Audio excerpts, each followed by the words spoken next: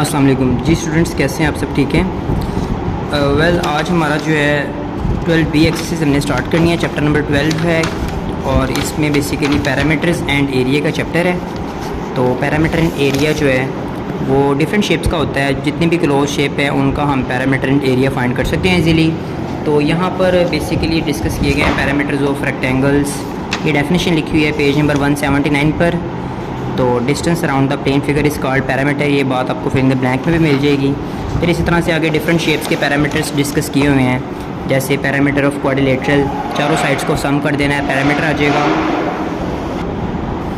यहाँ पर different shapes का जैसे क्वाड्रिलेटरल का और स्क्वायर का पैरामीटर, अगर एक साइड लेंथ है एल है तो चारों साइड्स को सम करेंगे तो 4L उसका पैरामीटर आ जाएगा। रेक्टेंगल का पैरामीटर का ये फॉर्मूला है। इस तरह से पैरेललोग्राम का भी दिया हुआ है, ट्रायंगल का भी दिया हुआ है। ट्रायंगल में तो सिंपली हमने तीनों साइड्स को ऐड करना होता है। और उसके बाद फिर अगला हिस्सा इस चैप्टर का होगा एरिया। एरिया की डेफिनेशन लिखी हुई है और यहाँ पर यूनिट्स ऑफ एरिया बताया हुआ है पेज 181 पर। इसी तरह से डिफरेंट शेप्स के जो है ना एरियाज़ भी बताए गए हैं, वो हम साथ ही डिस्कस कर लेंगे चैप्टर्स के क्वेश्चंस करते हुए, जो कि मैंने आपके लिए स्लाइड्स रेडी की है। उससे पहले थोड़ा सा बुक वर्क है वो देख लेते हैं। फॉर एग्जांपल क्वेश्चन नंबर 1 में फिल इन द ब्लैंक्स हैं 12B की। 12A एक्सरसाइज जो है वो इतनी इंपॉर्टेंट नहीं है। उसमें सिर्फ आपने स्मॉल बॉक्सेस को काउंट करके ही, वन स्मॉल बॉक्स जो है उसका एरिया 1 सेंटीमीटर स्क्वायर है, तो आपने इनके स्मॉल बॉक्सेस जो इनके अंदर कवर्ड हो रहे हैं इन शेप्स के अंदर, उनको काउंट करके उनका एरिया मेंशन करना है साथ। ठीक है, ये काम आप खुद भी कर सकते हैं। तो इसलिए मैंने 12B जो है उसको सोल्व किया आपके लिए। 12B एक्सरसाइज जो है उसमें जैसे फिल इन द ब्लैंक्स हैं, तो फर्स्ट ब्लैंक है the dash is the distance around a figure. तो डेफिनेशन में भी पढ़ कर आए हैं, पैरामीटर की डेफिनेशन है ये, parameter is the distance around a figure. उसके बाद सेकंड है area of square with each side 4 centimetres is 16 centimetre square होगा। स्क्वायर की चारों साइड्स इक्वल होती है तो उसके एरिया का फार्मूला लेंथ स्क्वायर होता है। तो लेंथ 4 है, 4 का स्क्वायर लेंगे तो 16 सेंटीमीटर स्क्वायर उसका एरिया आ जाएगा। इसी तरह से पैरामीटर ऑफ रेक्टेंगल इस फॉर्मूले से निकाल सकते हैं हम 2 ब्रैकेट L प्लस P। और एरिया ऑफ रेक्टेंगल निकालने के लिए L और B को मल्टीप्लाई किया रहता है, एरिया रहता है। और अब एक इक्विलेटरल ट्रायंगल है जिसकी इक्विलेटर का मतलब है ऑल साइड्स उसकी इक्वल होगी। तो अगर एक साइड 3 सेंटीमीटर है तो इट मीन्स कि 3 साइड्स का सम करेंगे 3 + 3 + 3 9 सेंटीमीटर उसका पैरामीटर आ जाएगा ट्रायंगल का। नीचे ट्रू फॉल्स है the area of rectangle field measuring 50 metre by 15 metre is 750 metre square. तो रेक्टेंगल फील्ड का एरिया निकालने का formula length multiply by breadth है। 50 को जब 15 से मल्टीप्लाई कर देंगे तो 750 मीटर स्क्वायर आ जाएगा, जो कि ट्रू होगा। इसी तरह से सेकंड में लिखा हुआ है parameter of an equilateral triangle with each side of 5 metre. अब पैरामीटर है इक्विलेटरल ट्रायंगल का, तो 5 को 3 मरतबा प्लस करना है, 5 + 5 + 5 15 आना चाहिए था, उसने 25 लिखा हुआ है, इसलिए ये फॉल्स है। फिर if the side of square minus 2 centimetre it's parameter is, एक स्क्वायर है जिसकी साइड जो है वो 2 सेंटीमीटर की है, तो स्क्वायर की सारी साइड्स इक्वल होती है, तो इसके पैरामीटर का फार्मूला 4 × लेंथ होता है। 4 को 2 से मल्टीप्लाई कर देंगे 8 सेंटीमीटर आ जाएगा, इसलिए ये ट्रू है। और लास्ट 4 वाला है the area of triangle is found by multiplying the measurements of it sides, ये फॉल्स है। साइड्स को मल्टीप्लाई नहीं करते बल्कि ऐड करते हैं एरिया। अच्छा ठीक है, एरिया निकालने के लिए मल्टीप्लाई ही किया रहता है, लेकिन फार्मूला होता है 1/2 बेस मल्टीप्लाई बाय हाइट। ठीक है तो उसने गलत मतलब बताया हुआ है कि मेजरमेंट ऑफ इट साइड्स को सिर्फ मल्टीप्लाई करना है, तो ये फॉल्स है। और फिर area of square with each side 1 centimetre is 4 centimetre square. अब अगर एक स्क्वायर की लेंथ 1 सेंटीमीटर है तो उसका एरिया भी 1 सेंटीमीटर स्क्वायर होगा। उसने 4 सेंटीमीटर स्क्वायर कहा है, तो ये फॉल्स है, क्योंकि एरिया का फार्मूला स्क्वायर के लिए लेंथ का स्क्वायर होता है, 1 का स्क्वायर 1 ही होता है, इसलिए इसका आंसर 1 सेंटीमीटर स्क्वायर होना चाहिए था। 4 लिखा हुआ है, तो ये फॉल्स है। क्वेश्चन नंबर 3 से मैंने कॉपी में सोल्व करना शुरू किया और आपके लिए कुछ स्लाइड्स हैं वो मैं आपको दिखा देता हूँ।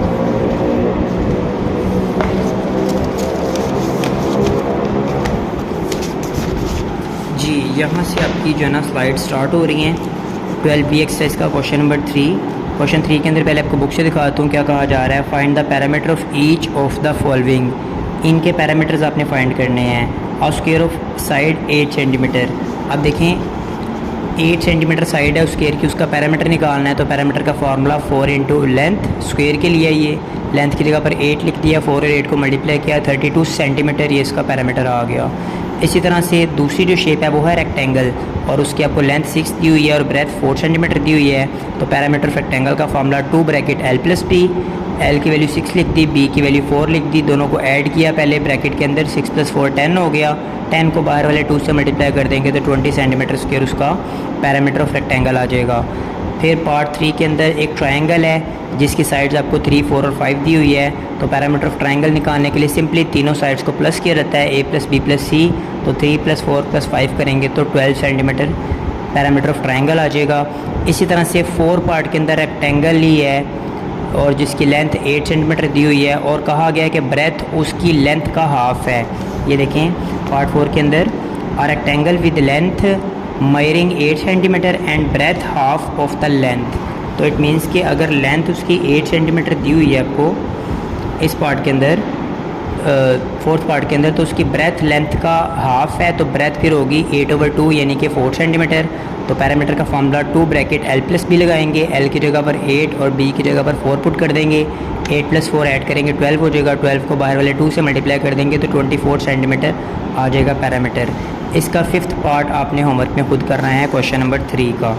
अब हम मूव कर रहे हैं क्वेश्चन नंबर 4 के अंदर। नेक्स्ट स्लाइड जी। क्वेश्चन नंबर 4 की शेप्स मैंने नहीं बनाई, शेप बनी हुई है आपके सामने। ए पार्ट में ये एक क्वाड्रिलेटरल है जिसकी कोई भी साइड इक्वल नहीं है और दूसरी एक 2 के अंदर एक पॉलीगॉन है। पॉलीगॉन कह सकते हैं कि जिसकी ज़्यादा साइड्स हो। क्लोज शेप है इसकी, मतलब 4 से भी ज़्यादा साइड्स हैं। काउंट भी हम कर सकते हैं 1 2 3 4 5 6 7 साइड्स हैं इसकी। तो बेटा पैरामीटर निकालना किसी भी क्लोज शेप का कोई डिफ़िकल्ट नहीं होता। आपने सिर्फ क्लोज जो साइड्स होती हैं, जितनी भी साइड्स होती हैं, उनकी लेंथ को ऐड कर देना होता है तो पैरामीटर आ जाता है। तो इसीलिए मैंने फर्स्ट पार्ट का जो पैरामीटर फाइंड किया तो उसके लिए चारों साइड्स को प्लस कर दिया। सिंपली लिख दिया पहले a + b + c + d। अब चारों की वैल्यूज़ लिख दी, a वाली की वैल्यू 4 लिख दी, फिर 5.2, फिर 3 + 3, ये सारी बनी हुई हैं यहाँ पर, ठीक है। तो इनको प्लस कर देंगे तो 15.2 सेंटीमीटर इसका पैरामीटर आ जाएगा। और दूसरी शेप का पैरामीटर निकालने के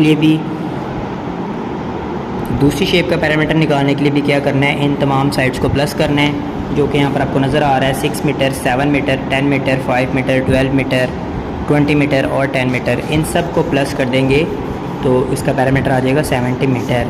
नीचे क्वेश्चन नंबर 5 है। क्वेश्चन नंबर 5 में कह रहा है a rectangle piece of land measuring 8 metre by 5 metre, it is to be fenced with 4 lines of wire, what length of wire is needed. अब सिंपली हमने रेक्टेंगुलर पीस ऑफ लैंड का पहले parameter निकालना है। तो उसकी लेंथ इतनी है, ब्रेथ इतनी है, तो पहले इसका पैरामीटर निकालेंगे। तो लेंथ की जगह पर 8 लिखेंगे, ब्रेथ की जगह पर 5 लिखेंगे, ठीक हो गया।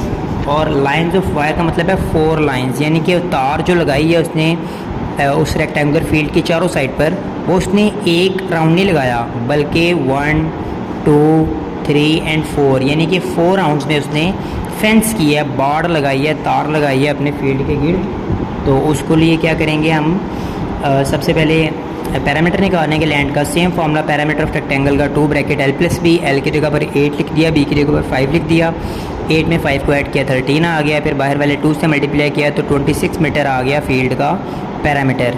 अब उसके लिए वायर रिक्वायर्ड कितनी होगी, उसने 4 राउंड लगाने हैं वायर के, तो एक राउंड के लिए 26 मीटर ही रिक्वायर होगी। 4 राउंड के लिए 4 को मल्टीप्लाई कर दें 26 के साथ, 104 मीटर जो है उसको वायर रिक्वायर्ड होगी। फिर आगे क्वेश्चन नंबर 6 आ रहा है। क्वेश्चन नंबर 6 के अंदर भी उसने क्या कहा हुआ है, a rectangular garden is 105 metre by 75 metre, यानी एक रेक्टेंगुलर गार्डन है जो कि 105 मीटर लॉन्ग है, 75 मीटर वाइड है। तो how many rounds of this garden will Y complete if run 3600 metre square. अब इसमें उसने ये पूछा है कि कितने राउंड वो बॉयस जो है ना उसकी बाउंड्री के गिर्द दौड़ लेगा, पैरामीटर के अलॉन्ग दौड़ लेगा, अगर वो टोटल 3600 मीटर जो है वो दौड़ता है। तो करना वही है, सबसे पहले इसका पैरामीटर निकालना है। क्वेश्चन नंबर 6 के अंदर लेंथ ऑफ रेक्टेंगल 105 है, ब्रेथ ऑफ रेक्टेंगल 75 है, 2 ब्रैकेट L + B लगाएंगे, फार्मूला L की जगह पर 105, B की जगह पर 75, ब्रैकेट वाले दोनों को ऐड किया 180 आ गया, 180 को बाहर वाले 2 से मल्टीप्लाई कर दिया तो 360 मीटर आ गया पैरामीटर ऑफ ग्राउंड। अब अगर वो बच्चा एक मरतबा पूरे ग्राउंड का चक्कर लगाता है, बाउंड्री पर जो ट्रैक बना होता है या बाउंड्री के अलॉन्ग दौड़ता है उस फील्ड के या उस गार्डन के, तो वो 360 मीटर्स का डिस्टेंस ट्रैवल करेगा। अब भोपाल आपको बता रहा है कि अगर वो टोटल ट्रैवल कर रहा है 3600 मीटर चल रहा है, तो बताएं कि फिर कितने राउंड वो चलेगा। तो टोटल राउंड निकालने के लिए क्या करना है, इस 3600 को जो उसने टोटल डिस्टेंस ट्रैवल किया है उसको एक राउंड के डिस्टेंस यानी कि 3600 पर डिवाइड कर देंगे। तो बेटा ये प्लस नहीं लिखा हुआ, ये डिवीजन लिखा हुआ है। अगर आपको ये प्लस लग रहा है तो मैं ठीक कर देता हूँ, आप भी इसको डिवीजन यूज़ कीजिएगा। 3600 को डिवाइड करना है आपने 360 पर, तो वो थोड़ा सा मैंने यहाँ पर किया है। 3600 के नीचे 360 लिख देंगे, एंड वाला ज़ीरो एंड वाले एक ज़ीरो के साथ कैंसिल हो जाएगा। 360 ऊपर बचेगा, 36 नीचे बचेगा, तो 36 के डबल पर इनकी कैंसिलेशन कर दें। 36 1 ज़ार 36, 36 10 ज़ार 360, तो टोटल वो 10 राउंड्स कवर कर लेगा दौड़ता हुआ। इस तरह से आपने क्वेश्चन नंबर 6 करना है। फिर नेक्स्ट स्लाइड के अंदर क्वेश्चन नंबर 7 मैंने सोल्व किया है, और क्वेश्चन 7 जो है उसमें लिखा हुआ है calculate the parameter of rectangle whose length and breadth are 15 meter and 12 meter respectively. Find the cost of fencing the field at the rate of 25 per meter. Same इसमें भी बेटा वही करना है कि सबसे पहले हमने 15 और 12 मीटर उसके डायमेंशंस है, लेंथ और ब्रेथ है, उसको यूज़ करके पहले हमने निकालना है पैरामीटर ऑफ रेक्टेंगल। उसके बाद वही फेंस करना है। अगर फेंस पर ख़र्चा आ रहा है 25 रुपीज़ पर मीटर के हिसाब से, तो जितने टोटल मीटर्स आए हैं बाउंड्री के पैरामीटर के, उन 54 को 25 से मल्टीप्लाई कर देंगे तो टोटल उसका कॉस्ट आ जाएगी फेंसिंग की 1350 रुपीज़। 7 क्वेश्चन में कॉस्ट निकालनी थी हमने। यहाँ तक जो था हमारे पास वो था पैरामीटर्स के टॉपिक, एरिया और पैरामीटर्स के टॉपिक थे स्क्वायर और रेक्टेंगल के लिए। क्वेश्चन नंबर 8 से एरिया स्टार्ट हो रहा है। अब एरिया के लिए क्वेश्चन नंबर 8 में क्या हुआ है कि आपने एरिया फाइंड करना है इन रेक्टेंगल्स का, जिसके डिमेंशंस आपको नीचे दी हुई है। तो फर्स्ट पार्ट के अंदर लेंथ दी हुई है 15 मीटर और ब्रेथ दी हुई है 9 मीटर। तो इसका एरिया निकालने के लिए सिंपली फॉर्मूला होता है रेक्टेंगल के एरिया का, length multiply by breath. Length की जगह पर 15 लिख दिया, ब्रेथ की जगह पर 9 लिख दिया, दोनों को मल्टीप्लाई किया तो 135 मीटर स्क्वायर आया। आपने यूनिट्स लिखते हुए लाजमी ख्याल करना है इस चीज़ का कि यूनिट आप ठीक लिखें। मैंने ऊपर जितने क्वेश्चंस करवाए वो सबके सब पैरामीटर्स के थे। पैरामीटर क्योंकि सम होता है तमाम लेंथ का, तो जितनी मर्जी लेंथ को हम सम कर दें, अगर एक लेंथ मीटर्स की है दूसरी लेंथ भी मीटर्स में है, तो सबको सम करने से जो पैरामीटर आएगा वो भी मीटर्स में ही आएगा। लेकिन एरिया में क्योंकि हम मल्टीप्लाई करते हैं दो लेंथ्स को, तो असल में ये 15 मीटर है, ये भी 9 मीटर है, तो मीटर और मीटर आपस में मल्टीप्लाई होकर मीटर स्क्वायर हो जाते हैं। इस वजह से जो एरिया है उसका यूनिट हमेशा स्क्वायर यूनिट्स में होता है। जो भी यूनिट्स इस्तेमाल कर रहे होते हैं लेंथ और ब्रेथ के, उसके स्क्वायर्स आते हैं आंसर के अंदर, एरिया के अंदर। फिर मैंने आपको इसका करवाया 4th पार्ट, ठीक है, और 2nd और 3rd पार्ट आपको होमवर्क में करने के लिए दिया है क्वेश्चन नंबर 8 का। 4 पार्ट में area is equal to length into breadth है, और लेंथ दी हुई है 4.5 मीटर, ब्रेथ दिया हुआ है 2 मीटर एंड 25 सेंटीमीटर। अब बेटा ये सिर्फ मीटर में है लेंथ, और ब्रेथ मीटर और सेंटीमीटर दोनों में है। तो याद रखिएगा कि कैलकुलेशन करते हुए, मल्टीप्लाई करते हुए या प्लस माइनस करते हुए कोशिश यही होती है कि यूनिट सेम होने चाहिए। तो हम सेकंड जो ब्रेथ है उसको सिर्फ मीटर में कर लेते हैं। 2 मीटर वाले को कुछ नहीं किया, आगे 25 सेंटीमीटर था उसको प्लस करके लिख दिया 25/100, क्योंकि 1 मीटर के अंदर 100 सेंटीमीटर होता है। जब डिवाइड करके लिखा तो हम आगे मीटर्स के अंदर। फिर 2 और 25 और 100 कैल्शियम ले लिया, 100 फ्रैक्शन में है तो 100 एलसीएम में आ जाएगा। 100 2 से मल्टीप्लाई होगा 200 आ जाएगा, आगे वाला 25 इसमें ऐड हो जाएगा। 200 में 25 ऐड करेंगे तो 225 हो जाएगा ओवर 100। 225 को 100 पर डिवाइड करेंगे तो 2.25 मीटर ये आ जाएगी इसकी ब्रेथ मीटर्स के अंदर। ठीक हो गया। अब लेंथ भी हमारे पास मीटर्स में है, ये देखिए लेंथ भी मीटर्स में है और ब्रेथ भी मीटर में निकाली हुई है। आप सिंपली इसका एरिया फाइंड करने के लिए लेंथ मल्टीप्लाई बाय ब्रेथ करेंगे। लेंथ की जगह 4.5 जो दिया हुआ था, और ब्रेथ हमने निकाली है 2.25 मीटर्स के अंदर, दोनों को मल्टीप्लाई किया तो 10.125 मीटर स्क्वायर ये इसका एरिया आ गया। पार्ट 2 एंड पार्ट 3 इसका अपने होमवर्क में करना है। नेक्स्ट हमारे पास क्वेश्चन नंबर 9 है बॉयज़। इसके अंदर अब हमें जो चीज़ दी हुई है वो बेसिकली एरिया है। जी स्टूडेंट्स, क्वेश्चन 9 में हमें ये कहा गया है कि find the area of each of the following squares. ऊपर रेक्टेंगल्स थी, अब यहाँ पर स्क्वायर्स आ गए हैं। स्क्वायर वो शेप होती है जिसकी चारों साइड्स सेम लेंथ की होती है। जैसे अगर 21 सेंटीमीटर उसका फर्स्ट पार्ट के अंदर लेंथ है, तो उसका एरिया निकालने के लिए क्या करेंगे, हम सिंपली एरिया का फॉर्मूला लगाएंगे। एरिया ऑफ स्क्वायर जो है वो होता है लेंथ का स्क्वायर, यानी लेंथ को लेंथ से मल्टीप्लाई करेंगे। तो 21 सेंटीमीटर की एक लेंथ है, 21 सेंटीमीटर को 21 से मल्टीप्लाई कर देंगे तो ये 441 सेंटीमीटर स्क्वायर उसका एरिया आ जाएगा। सेकंड पार्ट मैंने यहाँ पर कर दिया है, लेंथ दी हुई है 4.5 मीटर और उसका एरिया फाइंड करने के लिए सेम फार्मूला, लेंथ का स्क्वायर, लेंथ 4.5 है, 4.5 का स्क्वायर लिख दिया। 4.5 को 4.5 से मल्टीप्लाई करना है, मल्टीप्लाई करेंगे तो 20.25 मीटर स्क्वायर उसका एरिया आ जाएगा। और इसी तरह से इसके बाद मैंने आपको करवाया है इसका 4th पार्ट। 3rd पार्ट इसका होमवर्क में करने के लिए दिया होगा आपको। जी 3rd पार्ट आपने इसका ये वाला होमवर्क में करना है। फोर्थ पार्ट देख लें। फोर्थ पार्ट में 2 मीटर 50 सेंटीमीटर जो है ना वो लेंथ दी हुई है। तो अब ये देखें, ये मीटर में है, ये सेंटीमीटर पे है। इनका भी यूनिट एक जैसा बनाने के लिए क्या करेंगे, 50 को डिवाइड करके 100 पर मीटर में ले आएंगे, क्योंकि एक मीटर के अंदर 100 सेंटीमीटर होते हैं। डिवाइड करेंगे तो 0.5 आ जाएगा। 50 को 100 पर डिवाइड करेंगे 0.5 आ जाएगा। 2 में 0.5 ऐड कर लें तो 2.5 मीटर। लेंथ 2.5 मीटर है। लेंथ का स्केयर लेंगे तो एरिया आ जाएगा। 2.5 को 2.5 से मल्टीप्लाई कर दिया, 6.25 मीटर स्क्वायर एरिया आ गया।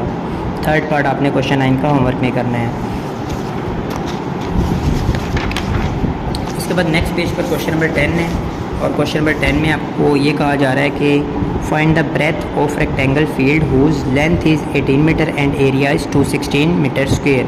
अब उसने आपको क्वेश्चन को थोड़ा सा घुमा कर दे दिया कि पहले उसने एरिया फाइंड करने के लिए कहा हुआ था, अब उसने एरिया दे दिया हुआ है। एरिया 216 मीटर स्क्वायर है, एक लेंथ दे दी हुई है 18 मीटर। उस रेक्टेंगल की ब्रेथ आपने फाइंड करनी है। तो एरिया ऑफ रेक्टेंगल जो है वो फॉर्मूला होता है length multiply by breath. Length area की जगह पर 216 नीचे वैल्यू पुट कर दी, लेंथ की जगह पर वैल्यू 18 आ गई है, मल्टीप्लाई बाय ब्रेथ भी वैसे ही आ गया। अब 18 चूँकि बी के साथ ब्रेथ के साथ मल्टीप्लाई हो रहा है तो ये 216 के पास जब आएगा तो जो चीज़ इक्वल टू के अकॉर्डिंग साइन चेंज करती है, जगह चेंज करती है। पहले बी के साथ थी, फिर 216 के पास आना है तो ये इधर आकर डिवाइड होगा, तो बी सेपरेट हो जाएगा और 216 के नीचे आकर 18 डिवाइड हो जाएगा। 216 को 18 पर डिवाइड करेंगे तो 12 मीटर इसकी ब्रेथ आ जाएगी रेक्टेंगल की। इसी तरह से क्वेश्चन नंबर 11 के अंदर भी उसने यही कहा है, determine the length of plot of a land 16 metre wide and whose area is 336 metre square. आपको उसने रेक्टेंगल लैंड का एरिया दिया हुआ है, इतना है 336 मीटर स्क्वायर, और उसकी ब्रेथ या विड्थ दी हुई है 16 मीटर। उसकी लेंथ फाइंड करने के लिए बोला है। तो एरिया का formula length into breath, same वही ऊपर वाला फार्मूला लगाया। एरिया की जगह पर 336 लिख दिया, लेंथ इंटू ब्रेथ की जगह पर 16 लिख दिया। लेंथ के साथ ब्रेथ मल्टीप्लाई हो रहा है तो 336 के पास आकर डिवाइड हो जाएगी 16। 336 को 16 पर डिवाइड कर देंगे तो 21 मीटर लेंथ ऑफ रेक्टेंगल आ जाएगी क्वेश्चन 11 के लिए। इसी तरह से क्वेश्चन नंबर 12 के अंदर है कि length and breadth of play ground are this and this respectively. Find the cost of levelling the ground at the rate of 3 per metre square. अब देखिए, सबसे पहले एरिया फाइंड करेंगे इस रेक्टेंगुलर फील्ड का, और फिर उसको लेवल करने की कॉस्ट आपने फाइंड करनी है। और 1 मीटर स्क्वेयर कॉस्ट की जो लेवल करने की जो कॉस्ट है वो 3 रुपीज़ है। तो फिर जितने मीटर स्क्वेयर आ जाएंगे एरिया से उसको 3 से मल्टीप्लाई कर देंगे तो आंसर आ जाएगा। तो सबसे पहले इसमें एरिया फाइंड करेंगे। एरिया फाइंड करने के लिए वही करना है कि लेंथ 36 है और ब्रेथ 25 है, दोनों को मल्टीप्लाई किया। पहले एरिया आ गया मल्टीप्लाई करके 900 मीटर स्क्वेयर। अब कॉस्ट जो है वो है 3 रुपीज़, ये 3.00 लिखा हुआ है, इसका मतलब 3 ही होता है। 3 रुपीज़ पर मीटर स्क्वेयर की कॉस्ट है। तो टोटल हमारे पास 900 मीटर स्क्वेयर आ रहे हैं एरिया। तो 900 को 3 के साथ मल्टीप्लाई कर देंगे तो 2700 रुपीज़ उसकी कॉस्ट आ जाएगी लेवलिंग करने की उस ग्राउंड को, इस फील्ड को। लेवल मतलब बराबर करने का जो खर्चा आएगा वो आ जाएगा। और क्वेश्चन नंबर 13 बेटा ऊपर वालों की तरह ही है, वो आपने खुद से करना है जी। उसमें भी आपको जो है find the cost of flooring a square room this 200 per square metre if the length of each side. एक स्क्वायर शेप रूम है जिसकी लेंथ 6 मीटर्स है, तो उसका आप एरिया फाइंड करेंगे। 6 का स्क्वायर लेंगे 36 आ जाएगा, और 36 को आपने 2 से मल्टीप्लाई कर देना है तो उसका आंसर आ जाएगा। अच्छा बेटा, नेक्स्ट हमारे पास जो टॉपिक आ रहा है वो लास्ट का ये 2 क्वेश्चन है जो कि एक जैसे हैं, और इसमें है एरिया ऑफ 4 वॉल्स। तो एरिया ऑफ 4 वॉल्स एक कह लें कि थोड़ा सा एक न्यू टॉपिक है। जैसे अगर हम इस रूम में बैठे हुए हैं कि जिसकी लेंथ सपोज कर लें 10 मीटर है और ब्रेथ अगर 5 मीटर है और उसकी हाइट 4 मीटर है, तो फिर ऐसे रूम की जो वॉल्स है, सिर्फ वॉल्स ने कितना एरिया कवर किया हुआ है वो एरिया भी आप फाइंड कर सकते हैं। और उस एरिया को फाइंड करने के लिए मैंने स्लाइड के अंदर फॉर्मूला लिखा हुआ है।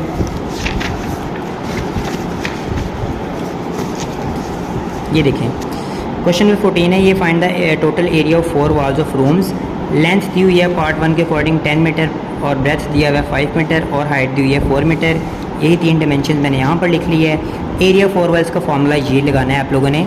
ये फॉर्मूला प्रॉपर जो नीचे लिखा हुआ है, 2 ब्रैकेट, लेंथ को हाइट से मल्टीप्लाई करना है, ब्रेथ को भी हाइट से मल्टीप्लाई कर देना है, और दोनों को प्लस करना है ब्रैकेट के अंदर। यानी एल और एच को मल्टीप्लाई करना है, बी और एच को मल्टीप्लाई करना है, और जो आएंगे दोनों को मल्टीप्लाई करने के बाद आंसर उनको प्लस करना है। ठीक है, प्लस करने के बाद फिर बाहर वाले 2 से मल्टीप्लाई कर देंगे तो एरिया ऑफ 4 वॉल्स आ जाएगा। तो मैंने सिंपली एल की जगह पर 10 लिखा, एच की जगह पर 4 लिख दिया है और उसके बाद प्लस, फिर ये दोनों मल्टीप्लाई हो रहे हैं, फिर प्लस का निशान डाला, फॉर्मूले का प्लस, बी की जगह पर 5 लिखा, ये 5 की हुई है वैल्यू, और एच जो है वो 4 ही दिया हुआ है। 5 और 4 को मल्टीप्लाई किया, 10 4 ज़र 40 होता है, 5 4 ज़र 20 होता है, दोनों को ऐड कर देंगे तो 60 आ जाएगा। 60 को बाहर वाले 2 से मल्टीप्लाई करेंगे तो 120 metre square area of 4 walls आ जाएगा। इसके सेकंड पार्ट के अंदर 8.5 मीटर की लेंथ है, ब्रेथ 4.5 मीटर की है, हाइट 3.5 मीटर की है उस रूम की, तो उसमें भी एरिया ऑफ 4 वॉल्स निकालना है। तो फार्मूला वही 2 bracket LH plus BH bracket close, L की जगह पर 8.5 लिख दिया, मल्टीप्लाई बाई H की जगह पर 3.5 लिख दिया, प्लस B की जगह पर 4.5 लिखा और H की जगह पर 3.5 लिखा। इन दोनों को मल्टीप्लाई करेंगे तो 29.75 आ जाएगा, इन दोनों को मल्टीप्लाई करेंगे तो 15.75 आ जाएगा, इन दोनों को ऐड कर देंगे तो 45.5 आ जाएगा। 45.5 को बाहर वाले 2 से मल्टीप्लाई कर देंगे तो 91 metre square area of 4 walls आ जाएगा सेकंड पार्ट के लिए। इस पार्ट के लिए थर्ड पार्ट इसका सेम है, सिर्फ आपने इसका यूनिट सेम करना होगा। ये 6 मीटर 50 सेंटीमीटर है तो इसका मतलब है 6.5 मीटर, 50 को 100 से डिवाइड कर देंगे 0.5 आ जाएगा। 6.5 मीटर आप यूज़ कीजिएगा, ब्रेथ 5 यूज़ कीजिएगा, हाइट 3 मीटर यूज़ कीजिएगा। फॉर्मूला यही आपने यूज़ करना है और एरिया ऑफ 4 वॉल्स आपने निकाल लेना है। थर्ड पार्ट आपका होमवर्क में है। नेक्स्ट साइड के अंदर इसका सेकंड लास्ट क्वेश्चन है, क्वेश्चन नंबर 15। उसमें एक रूम है जिसका 8 मीटर लॉन्ग है, 6 मीटर वाइड है और 3.5 मीटर उसकी हाइट है। Find the cost of white washing. बेटा वाइट वॉश तो आपको पता है कि वो दीवारों पर की जाती है, तो ज़ाहिर सी बात है जितना एरिया दीवारों ने कवर किया होगा तो फिर उतना ही जो है ना वो हमने वाइट वॉश वाले को पे करना है 50 रुपीज़ पर मीटर स्क्वायर के हिसाब से। तो ये तीनों डिमेंशन ये बेसिकली वॉल्स की ही हैं, दीवारों की लेंथ इतनी है और ब्रेथ उसकी इतनी है, इतनी मीटर चौड़ी है और इतनी हाइट है उनकी। तो क्या करेंगे, सबसे पहले क्वेश्चन नंबर 15 के अंदर एरिया 4 वॉल्स वाला फार्मूला लगाएंगे, सेम वही फार्मूला जो अभी पीछे हमने डिस्कस किया है, और उसके बाद L की जगह पर हम लिख देंगे वैल्यू 8 और उसको मल्टीप्लाई कर देंगे हाइट के साथ, हाइट 3.5 है, प्लस उसके बाद ब्रेथ यूज़ करेंगे 6 और फिर मल्टीप्लाई कर देंगे हाइट के साथ जो कि 3.5 है।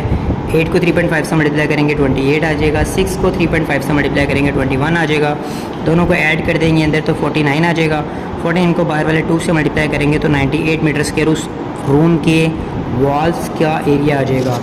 अब जो कॉस्ट है वाइट वॉश की वो है 50 रुपीज़ पर मीटर स्क्वायर, तो टोटल 98 मीटर स्क्वायर पर उन्होंने वाइट वॉश करना है, तो मल्टीप्लाई करवा देंगे इसको तो 4900 रुपीज़ आ जाएगा टोटल कॉस्ट वाइट वॉशिंग की।